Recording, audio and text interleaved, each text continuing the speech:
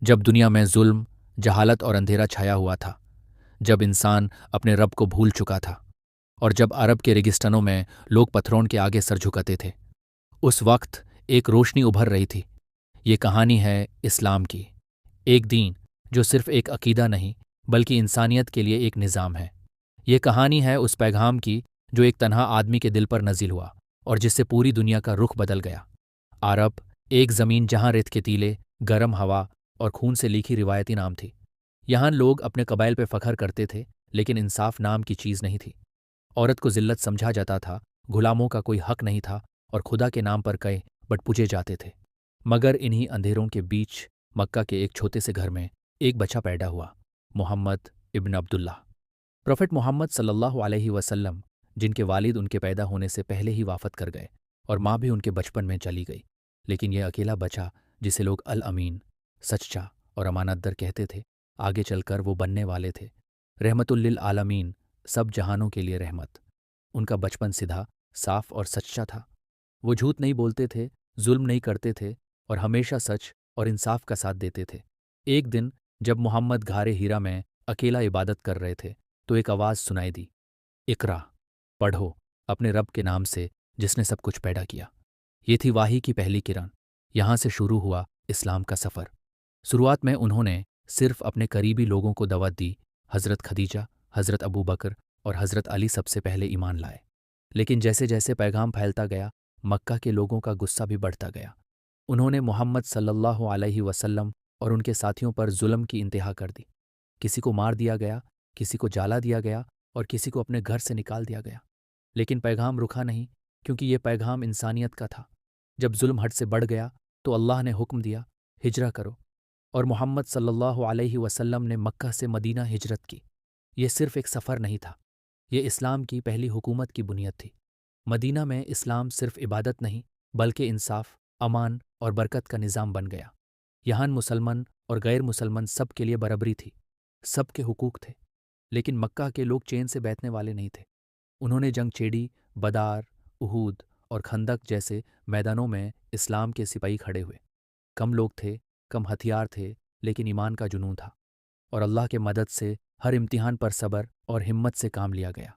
آخر مکہ فتح ہوا، اور محمد نے دشمنوں سے بدلہ نہیں لیا۔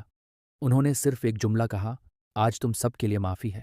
یہ تھا اسلام کا اصل چہرہ، رحمت، معافی اور انصاف۔ رسول کے وفات کے بعد اسلام کا نظام ان کے ساتھی خلفائے راشدین نے سنبھالا۔ حضرت ابو بکر نے فتنوں کے دور میں دین کو مضبوطی دی۔ حضرت عمر نے انصاف اور گورننس کا نیا دور شروع کیا، جہاں روم اور پیرسیا تک اسلام کا پیغام پہنچا۔ حضرت عثمان نے قرآن کو ایک کتاب میں جمع کیا، اور حضرت علی نے علم اور حکمت سے امت کو سنبھالا۔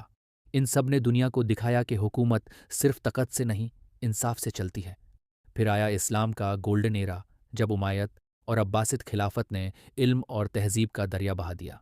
بغداد، دماسکس، کائرو اور کورڈوبا، یہ شہر دنیا کے علم کے مرکز بن گئے۔ یہاں سے الجبرا، ایسٹرونومی، میڈیسن اور فلسفی جیسے فنون پھیل گئے۔ جب یورپ اندھیرے میں تھا، مسلم سائنٹسٹس، اسکالرز اور پوئٹس دنیا کو روشنی دکھا رہے تھے۔ ابن سینا، الخوارزمی، ابن رشد اور البیرونی، یہ سب اسلام کے اس دور کے ستارے تھے۔ اسلام صرف عبادت نہیں، علم اور تہذیب کا دین بن گیا۔ لیکن وقت کے ساتھ طاقت اور تکبر نے امت کو کمزور کر دیا۔ بغداد جل گیا، اندلس کھو گیا، اور مسلم دنیا ٹکڑے ٹکڑے ہو گئی۔ پھر آئے وہ دن جب کولونیل طاقتوں نے مسلمان ملکوں کو اپنے قبضے میں لے لیا۔ مدارس بینڈ ہوئے، مساجد خاموش ہو گئی، اور امت نے اپنی پہچان کھو دی۔ لیکن ہر اندھیرے کے بعد صبح ضرور آتی ہے۔ آج بھی دنیا میں 1.9 بلین مسلمان ہیں، لیکن سوال یہ ہے، کیا ہم وہ مسلمان ہیں جن کے لیے نبی نے دعا کی تھی؟ اسلام کا پیغام سمپل ہے، توحید، انصاف، علم اور رحمت، لیکن ہم نے ان سب کو بھول کر صرف لفظوں تک دین کو سمٹ کر دیا ہے۔ اسلام ہمیں سکھاتا ہے، سب سے بہترین انسان وہ ہے جو دوسروں کے لیے بہترین ہو۔ یعنی اسلام صرف نماز اور روزہ نہیں بلکہ اخلاق اور انصاف کا دین ہے۔ جب دنیا اندھیروں سے بھری تھی تو ایک پیغام آیا جو انسانیت کو روشنی میں لے آیا۔ وہی پیغام آج بھی زندہ ہے، بس ضرورت ہے اسے دل سے سمجھنے کی۔ اسلام کا سفر صرف طریق نہیں، یہ ایک زندہ مثال ہے کہ جب انسان خدا کے حکم پہ چالے تو اندھیرا بھی روشنی بن جاتا ہے۔ یہ تھا اسلام، ایک نور جو کبھی بجھ نہیں سکتا۔ اس نور کا سلسلہ رکا نہیں۔ اسلام ہر دور میں، ہر زمانے میں، ہر دل میں روشنی بن کر آیا۔ چاہے وہ ایشیا کے پہاڑ ہو، افریقہ کے شہر ہو، یا یورپ کے کونے، جہاں بھی انصاف، سچائی اور رحمت کی ضرورت تھی، اسلام کا پیغام وہاں پہنچا۔ صدیوں تک مسلمان علم، تہذیب اور انسانیت کے مثال بنے رہے۔ انہوں نے دنیا کو دکھایا کہ کیسے ایمان اور علم مل کر ایک بہترین سماج بنا سکتے ہیں۔ لیکن جب انہوں نے علم سے منہ موڑ لیا، جب انہوں نے اپنے بیچ تفرقہ پیدا کیا، تب کمزوری شروع ہوئی۔ اور جب مسلمان اپنے قرآن سے دور ہو گیا، جب اس نے اپنے نبی کے سنت کو صرف کتابوں تک سمت کر دیا، تب دنیا نے اپنی قیادت کھو دی۔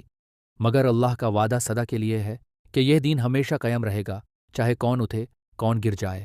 آج بھی دنیا کے ہر کونے میں لوگ اسلام کو جان رہے ہیں۔ کوئی قرآن پڑھ کر رو پڑتا ہے، کوئی اذان کی آواز سن کر دل سے ہل جاتا ہے، کیونکہ اسلام صرف لفظوں کا دین نہیں، یہ دلوں کو بدلنے والا پیغام ہے۔ سوچو، ایک پیغام جو 1400 سال پہلے ایک تنہا پہاڑ پر دیا گیا، آج بھی ہر کانٹیننٹ میں، ہر زبان میں سنائی دیتا ہے۔ یہ کوئی چھوٹی بات نہیں، یہ اللہ کے کلام کی قدرت ہے۔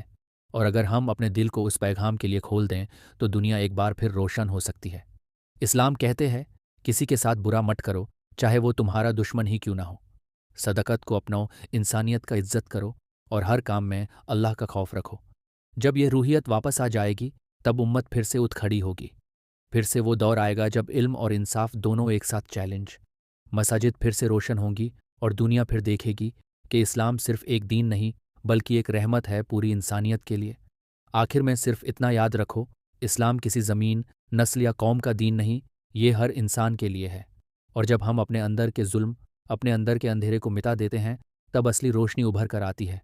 وہ روشنی جو محمد کے دل سے نکلی تھی، وہ روشنی جو صحابہ کے جاذبے سے پھیلی تھی، اور وہ روشنی جو ہر انسان کے دل تک پہنچ سکتی ہے، اگر ہم سچ میں یوں سے اپنا لیں۔